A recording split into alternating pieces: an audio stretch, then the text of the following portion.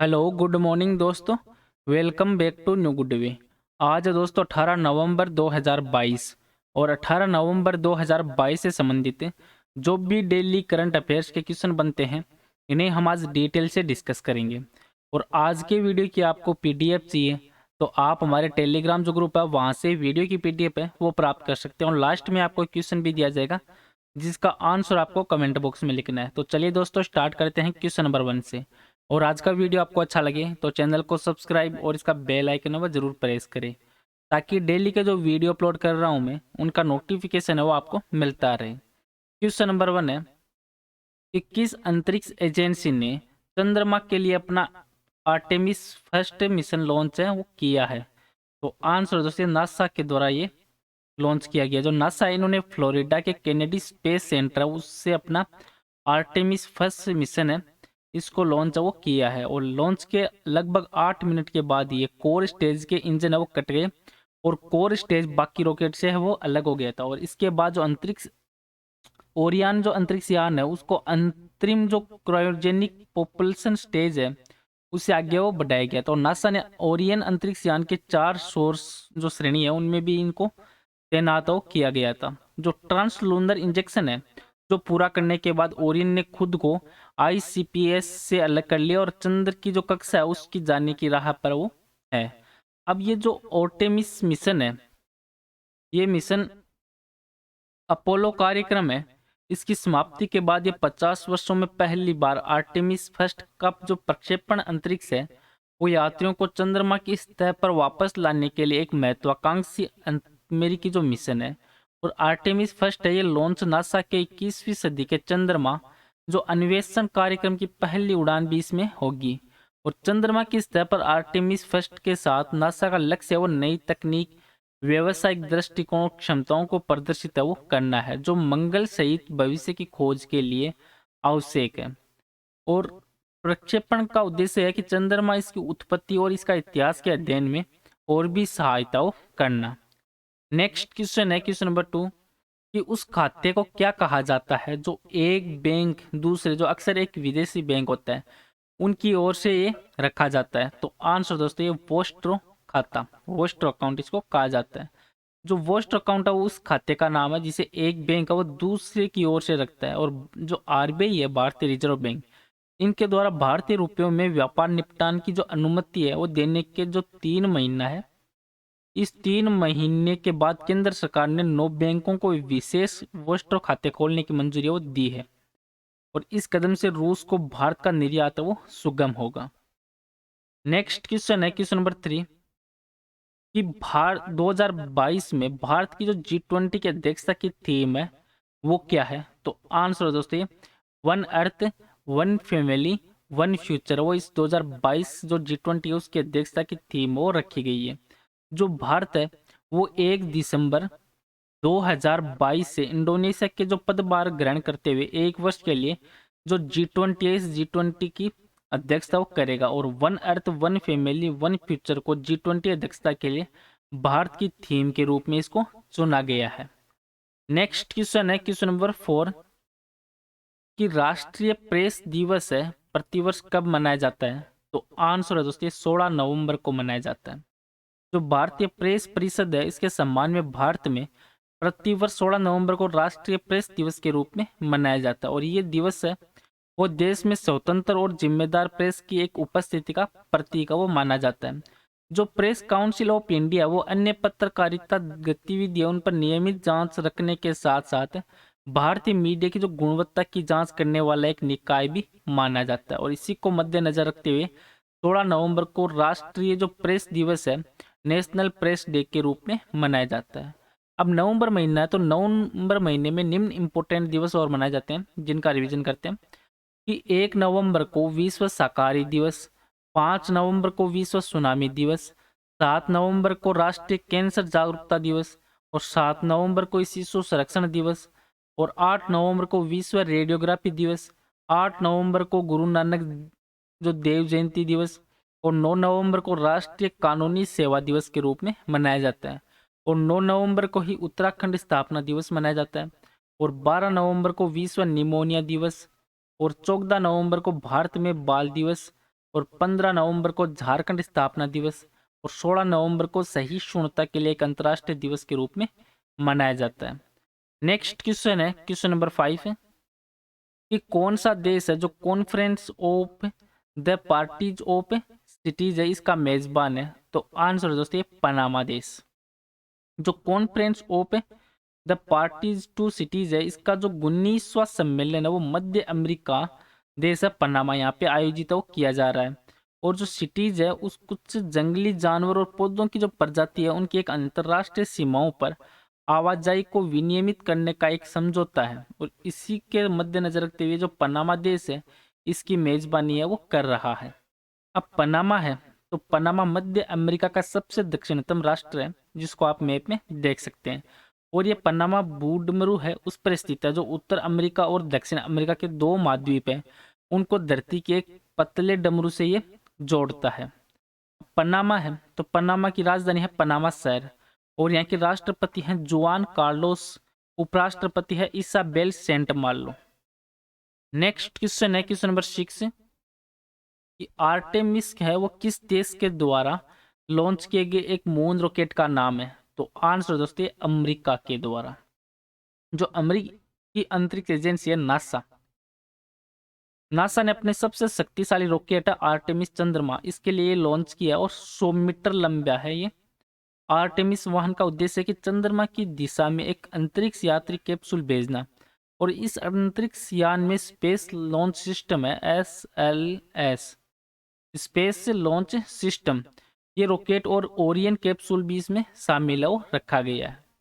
जो ये ओटेमिस है इसमें जो अंतरिक्ष है वो अंतरिक्ष रॉकेट ओटेमिस फर्स्ट और ओरियन स्पेसक्राफ्ट की पहली परीक्षण उड़ान है, और ये 322 फुट लंबा जो 98 मीटर जो 322 फुट लंबा एक रॉकेट है जो नासा के द्वारा बनाया गया और अब तक का सबसे शक्तिशाली रॉकेट है। और इससे बिना चालक दल वाले ओरियन स्पेसक्राफ्ट को चांद पर वो छोड़ा गया है, और ओरियन करीबन जो 42 दिनों तक चांद का एक परीक्षण करेगा, और ये नासा के आर्टेमिस चंद्र कार्यक्रम का एक पहला मिशन होगा। जो नासा है वो 2025 में अपने तीसरे मिशन के द्वारा अंतरिक्ष यात्रियों को चंद्रमा पर उतारने की योजना उस पर काम कर रहा है, और नासा ने चांद के समीप जाने से पहले उसकी सतह से 60 मील ऊपर ओरियन उपग्रह से परीक्षण करने की योजना है वो भी बनाई है। अब संयुक्त राज्य अमेरिका है तो संयुक्त राज्य अमेरिका उत्तरी अमेरिका में स्थित एक देश है जिसको आप मैप में देख सकते हैं। और संयुक्त राज्य अमेरिका है तो इसकी राजधानी है वाशिंगटन DC, और यहाँ के प्रेजेंट टाइम में राष्ट्रपति हैं जो बाइडेन और उपराष्ट्रपति हैं कमला हैरिस, और अमेरिका की जो मुद्रा है वो है डॉलर। नेक्स्ट क्वेश्चन है क्वेश्चन नंबर 7 कि भारत ने COP27 के दौरान किस देश के साथ लीड IT जो समिट है उसकी मेजबानी की है? तो आंसर दोस्तों स्वीडन देश ने। जो COP27 है इसके दौरान भारत और जो स्वीडन है इन्होंने लीड IT जो समिट है इसकी मेजबानी की है, और ये सितंबर 2019 है। सितंबर 2019 में संयुक्त राष्ट्र जलवायु कार्यक्रम है वो शिखर सम्मेलन में स्वीडन और भारत की सरकारों के द्वारा जो लीड IT है जिसकी फुल फॉर्म है लीडरशिप फॉर इंडस्ट्री ट्रांजिशन, इस पहल की शुरुआत वो की गई थी भारत और स्वीडन के द्वारा, और ये विश्व आर्थिक मंच के द्वारा एक समर्थित भी है।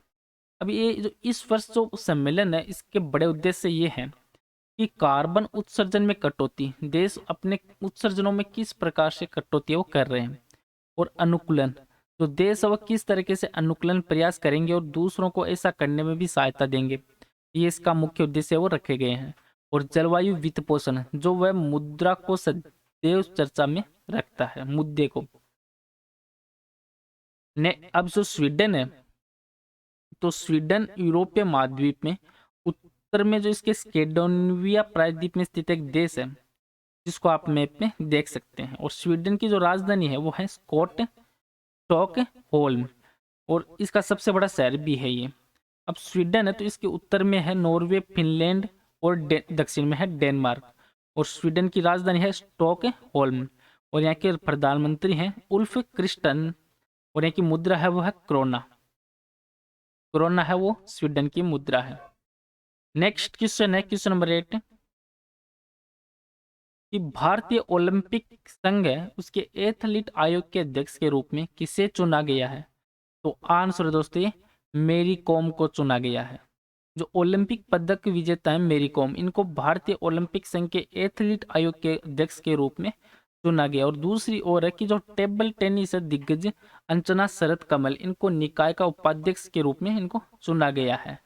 और जो IOC है ये एथलीट आयोग की जिम्मेदारी ओलंपिक मूवमेंट निर्णय लेने की जो प्रक्रिया उसमें एथलीट प्रतिनिधित्व को एक सशक्त भी बनाता है।